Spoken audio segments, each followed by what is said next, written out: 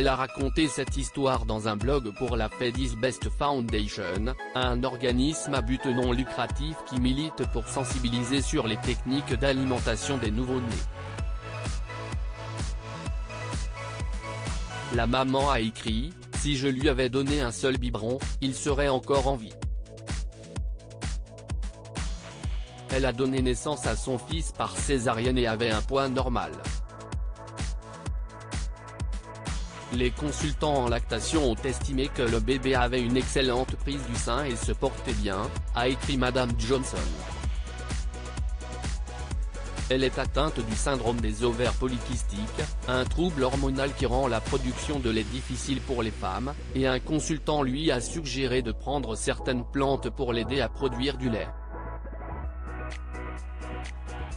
Elle écrit qu'on l'a encouragé à allaiter exclusivement au sein.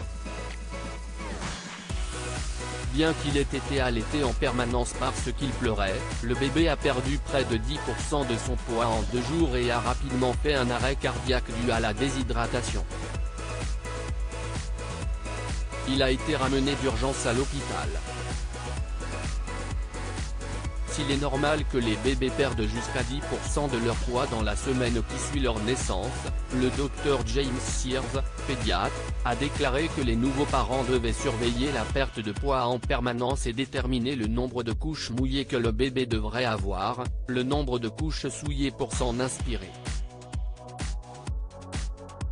Cependant, l'association Fed Best souligne qu'une étude réalisée sur le sujet n'a pas permis de déterminer le nombre spécifique requis. À ce moment-là, les médecins ont dit à Madame Johnson que, même si le sein est le meilleur choix, elle devait compléter son alimentation par du lait maternisé et des biberons. Le docteur Sears a indiqué qu'il fallait également évaluer les besoins individuels du bébé, car certains peuvent avoir besoin d'une alimentation complémentaire fréquente au biberon.